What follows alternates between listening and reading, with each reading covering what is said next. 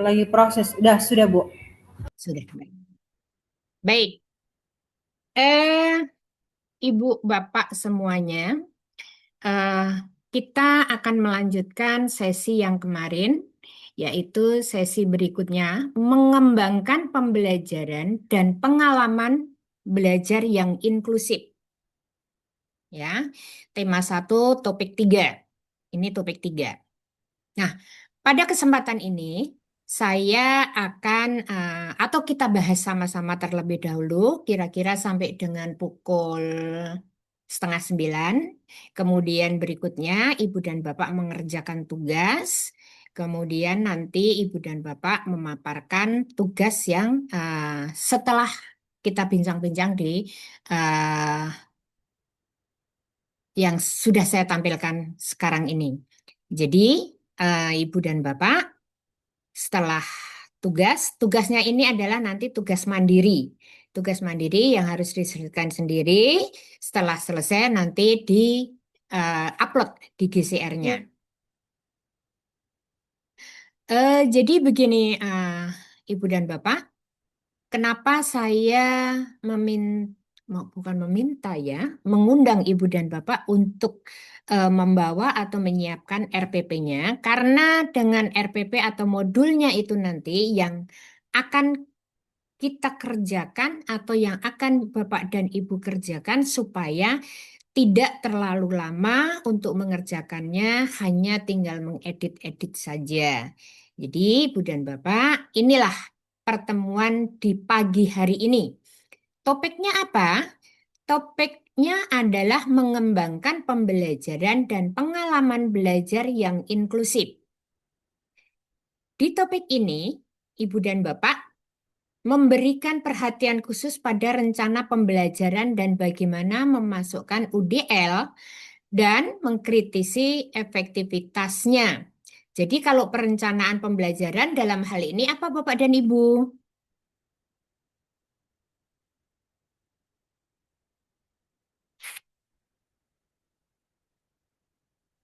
Ya, kalau rencana pembelajaran berarti apanya Bapak Ibu?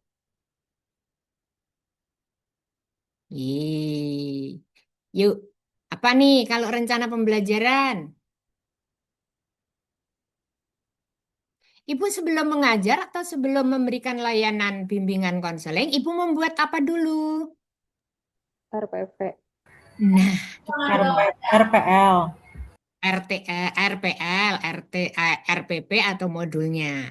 Nah, jadi eh, ini hari khusus pada rencana pembelajaran, tetapi kita memasukkan UDL untuk mengkritisi apakah efektif di dalam nanti pembelajarannya itu yang sudah kita buat untuk kita laksanakan di dalam kelas.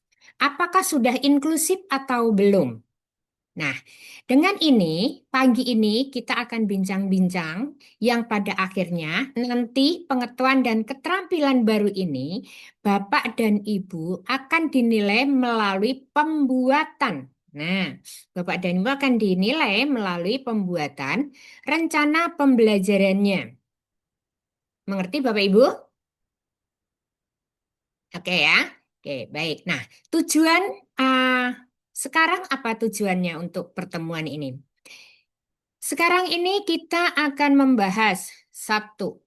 Tujuannya adalah menilai efektivitas pelajaran dan pengalaman belajar dengan menggunakan UDL. Pak Kemal, UDL sudah tahu?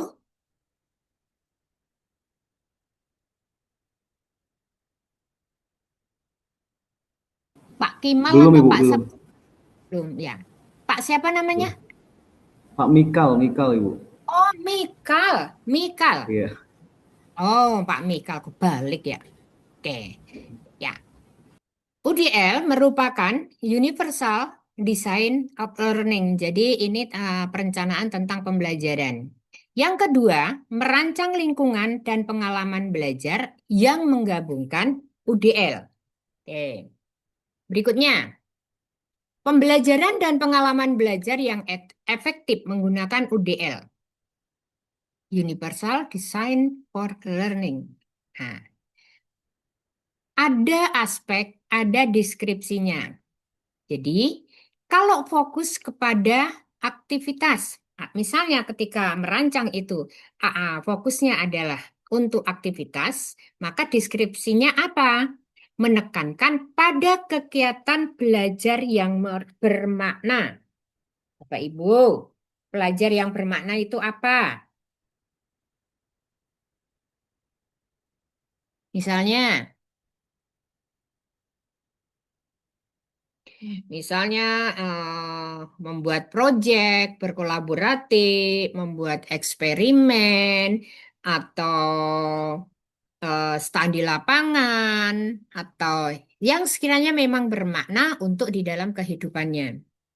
Kemudian yang kedua, kolaborasi dalam perencanaan. Nah, kolaborasi ini tentu saja di dalam penyelenggaraan, di dalam perencanaan, di dalam pembelajaran yang inklusif tentu saja perencanaan ini harus benar-benar berkolaborasi. Kolaborasinya dengan siapa? Dengan siapa saja untuk ya, untuk merencanakan bersama untuk keberhasilan nanti murid atau siswa itu belajarnya bisa bermakna bagi dirinya. Kemudian peran keluarga. Apakah perlu melibatkan peran keluarga? Sangat perlu. Karena yang punya anak siapa? Ya keluarganya. Nah, ini apa? Keterangan-keterangan atau hasil asesmen atau hasil identifikasi dari keluarganya ini sangat mendukung ketika nanti kita akan membuat perencanaan.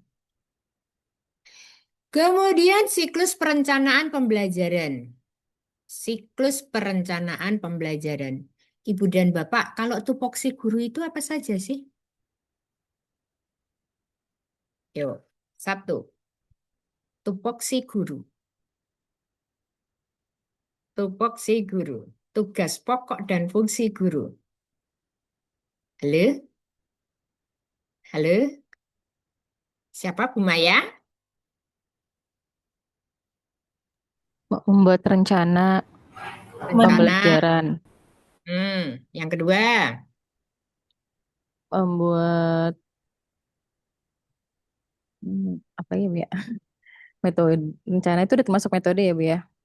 ya Kemudian rencana menjadi dituang- fasilitator, rencana itu dituangkan dalam apa, Bu? dituang dalam bentuk ini apa RPP rencana. Ya, betul. Heeh. Terus, Sebagai berikutnya. fasilitator, Yang kedua, sebagai fasilitator, yang ketiga, fasilitator di mana? fasilitator di ketika melangsungkan rencana itu di dalam kelas. Ya, class actionnya ya. Ya, Oke, pas action, ya, melaksanakan proses. Yang ketiga, mengevaluasi, evaluasi atau mengasesmen ya. Oke. assessment. Yang keempat, Keempat, Membimbing dan melatih peserta didik. ya, Membimbing dan melatih peserta didik. ya, boleh. Penilaian. Nah, atau evaluasi evaluasi, itu tindak refleksi. lanjut. Nah, refleksi atau tindak lanjutnya. Terima kasih, Bu Maya. Oke. Kemudian peran kurikulum. Menggunakan kurikulum yang fleksibel. Gimana Bu Hermina? Menggunakan kurikulum yang fleksibel. Bu Hermina? Iya, Bu. Ya, gimana? Menggunakan peran kurikulumnya adalah kurikulum yang fleksibel. Artinya, Yaitu menggunakan kurikulum pembelajaran sesuai dengan hmm, di sekolahnya kali ya, Bu ya. mm-mm, tentu saja sesuai dengan sekolahnya. Tetapi yang bagaimana? Yang fleksibel, yang bisa untuk sekolah inklusi, Bu, yang beraneka ragam.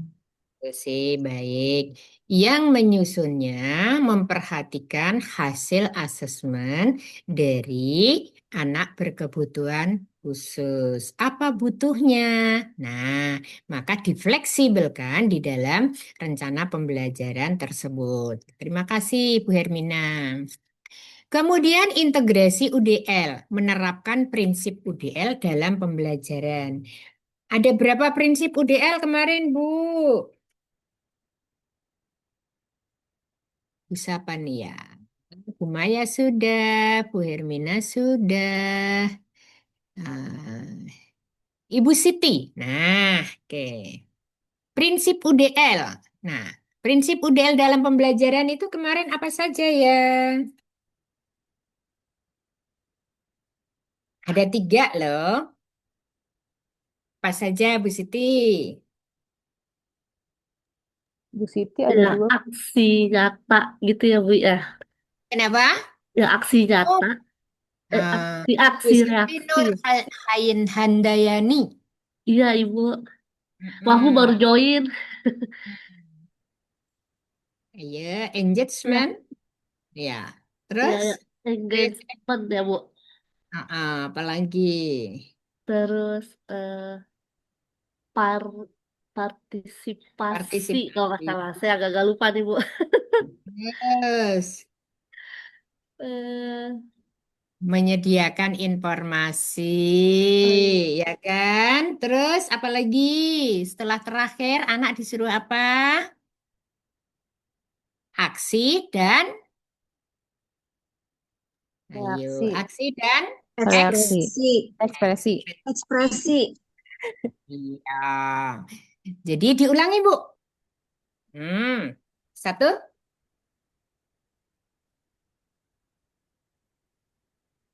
ayo Bu, diulangi. Yang satu. Iya, tadi apa kenapa, Bu?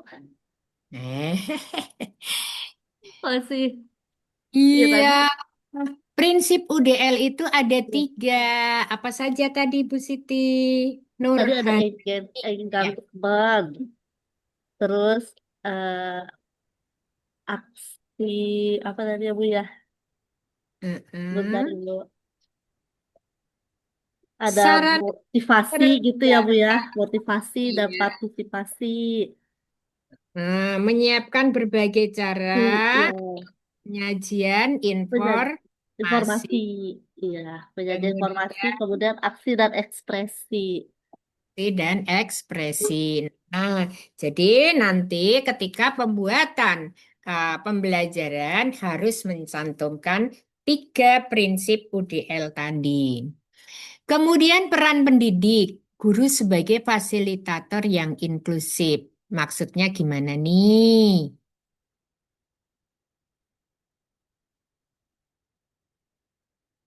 Prinsip inklusif itu apa sih,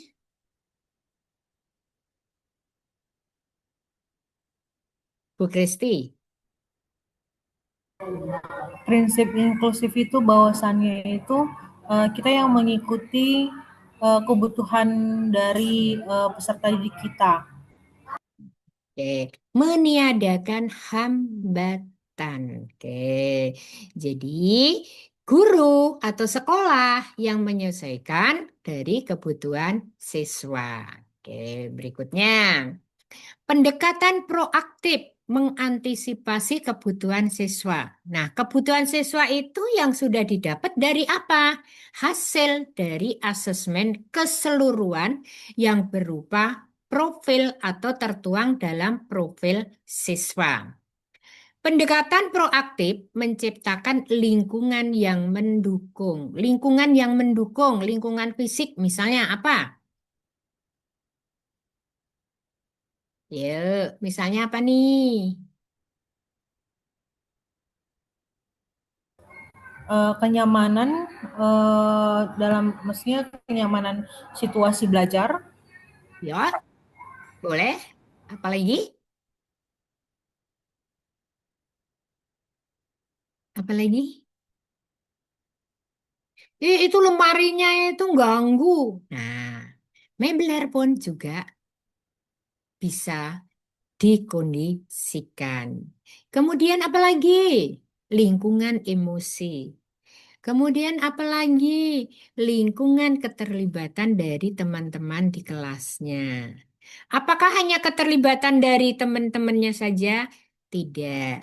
Antara teman dengan teman, antara guru dengan teman, antara anak tersebut dengan anak yang lainnya. Anak tersebut itu berarti anak yang berkebutuhan khusus. Baik. Oke. Berikutnya. Hmm. Perencanaan pembelajaran berbasis UDL. Hmm.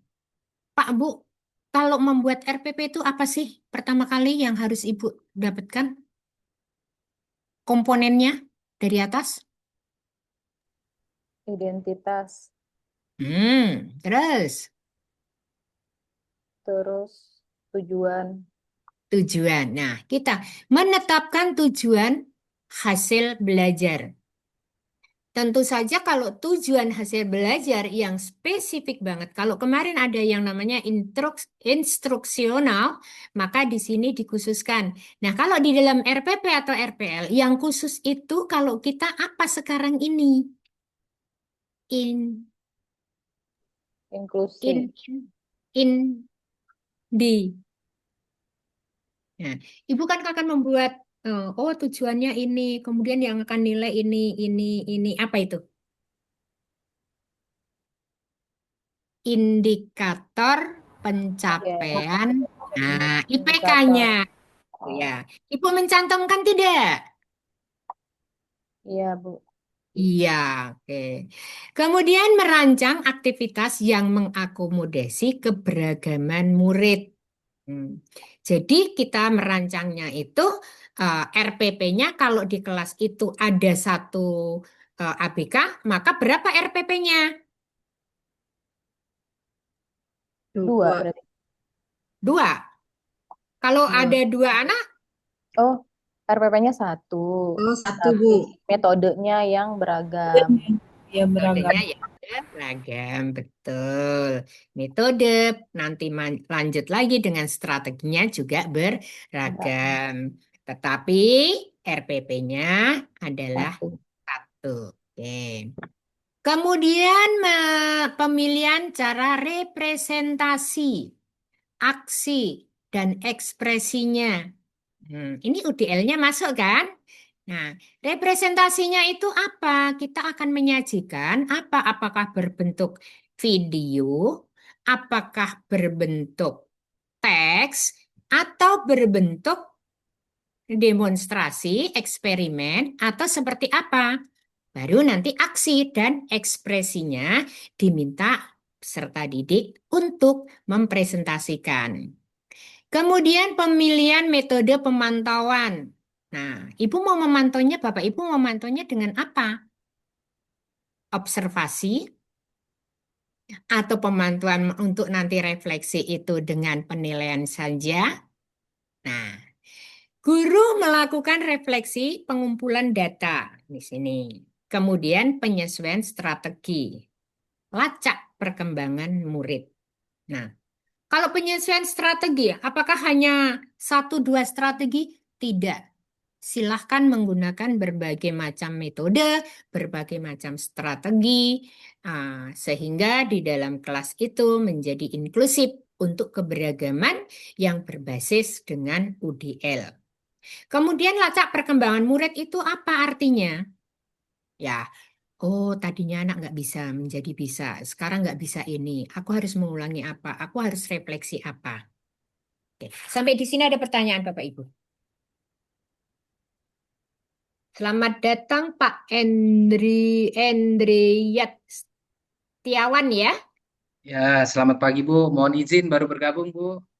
Silahkan dari SMA mana Pak? SMA Sinar Dharma Ibu, Tambora, Ya, Jakarta Barat. oke. Silahkan di-rename Pak. Oke. Baik, jadi di sini adakah yang ingin ditanyakan? Bu, saya mau bertanya, Bu. Tadi kan kalau representasi, Mm-mm. yang akan dilakukan misalnya video, teks gitu kan. Terus aksi dipresentasikan, aksi Hmm, dari yang telah dilakukan. Kemudian hmm. ekspresi, jadi Ekspresi. bagaimana Bu? Yang dilihat itu yang diamati ya? Mm-mm. Ketika anak, oh aku sudah mengekspresikan hasilku ketika aku sudah membuat cerpen misalnya. Berarti Oh, ekspresinya senang. senang atau Oh, ya diharapkan bahwa ekspresinya itu adalah senang. Aku belajar ini adalah bermakna. hmm. Gitu ya. Baik. Ya, terima kasih Bu. Sama, siapa lagi? Yuk, ada lagi kah? Baik. Kalau tidak ada, kita lanjut. Apa saja sih komponen perencanaan pembelajaran menggunakan UDL? Pak Andre lihat, UDL itu Universal Design for Learning. Ya, desain untuk pembelajaran. Oke.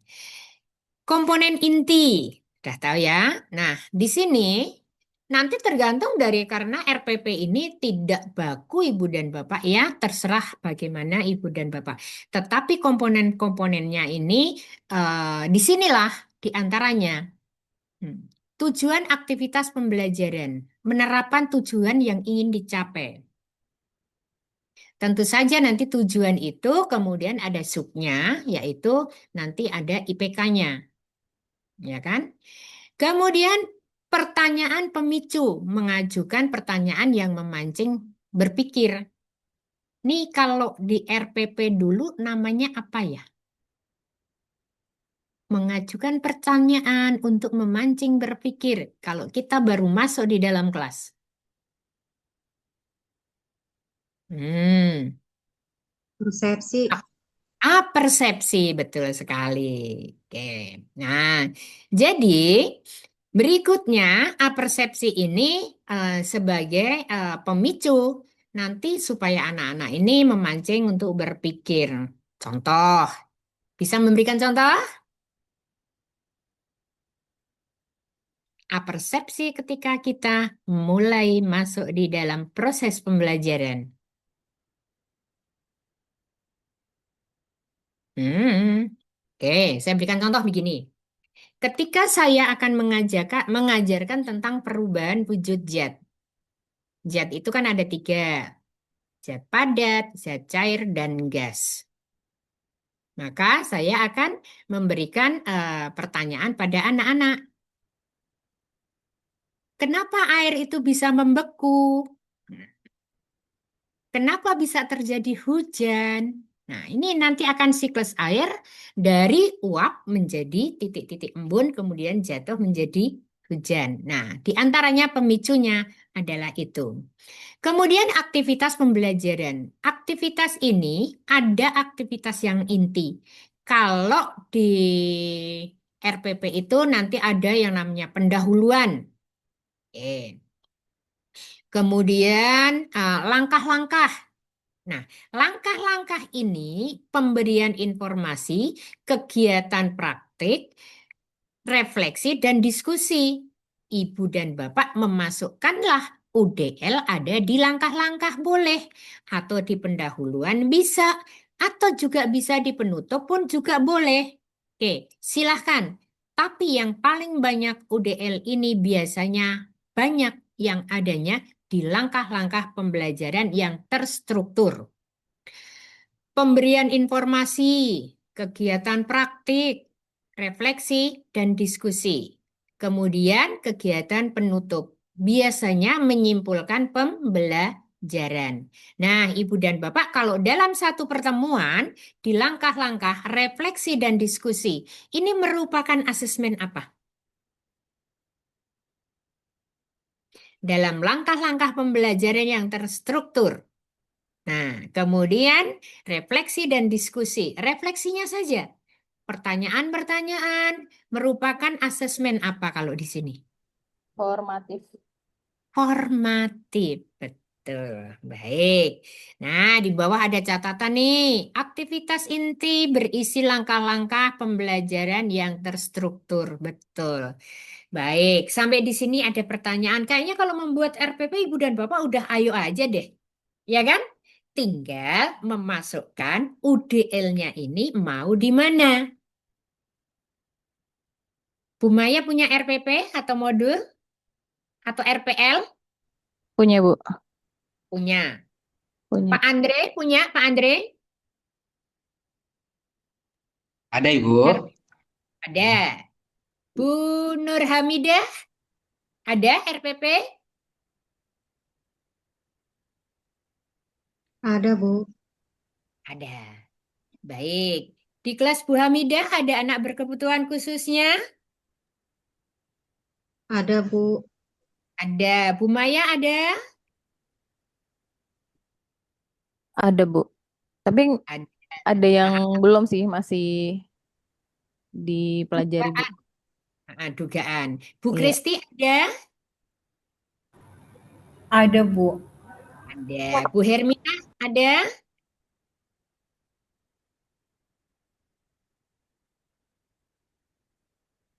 Bu Anissa ada? RPL-nya ada, Bu. RPL-nya ada? Ada anak berkebutuhan khususnya? Di kelas Hmm, ada, Bu. ada. Satu, ya, satu. Ya, nggak apa-apa. Bu Siti Nurhandayani ada di kelasnya? Ada, Bu. Ada. Ada Ibu ada berkebutuhan RPP-nya khususnya. kan? Ada RPP-nya Ada, kan? Ibu. Oke, Ada. Ibu Ruth. Halo, Ibu Ruth. Ibu Ruth. Ada, Bu. Ya, ada anak berkebutuhan khususnya di kelas? Ada, Bu. Ada. Oke. RPP-nya ada kan ya? Ibu RPL sih, Bu. Kalida. Ibu Kalida ada? Ya, Ibu. Ada, Ibu. Oke. Ibu Christine ada anak berkebutuhan khususnya di kelas? Halo, Bu Christine. Oh, Iya, enggak Ibu. ada. Iya, Bu, maaf Ya, saya baru hadir, baru selesai. di Kenapa kelas Ibu? ada. Di kelas ada anak berkebutuhan khususnya. Oh, ada Ibu. Ya. Kemudian Bu Apriana, Bu Aprina. Oh, Kalau di kelas saya enggak, Bu, tapi di kelas guru BK lain ada. Nah, Ibu pernah mengampu Pernah. anak ya? Pernah ada ya? Oke. Pernah, tapi di kelas 10. Ya, oke. Ibu Dia, Bu Dia. Iya, Ibu. Kalau di kelas saya tidak ada anak berkebutuhan khusus, Ibu. Tapi pernah nggak mengajar itu? Pernah sih sekali Pernah. waktu itu. Nah sekarang eh karena semua dari ibu-ibu dan bapak ini ada di kelasnya ada anak berkebutuhan khusus, maka sekarang tugas dari ibu dan bapak ini.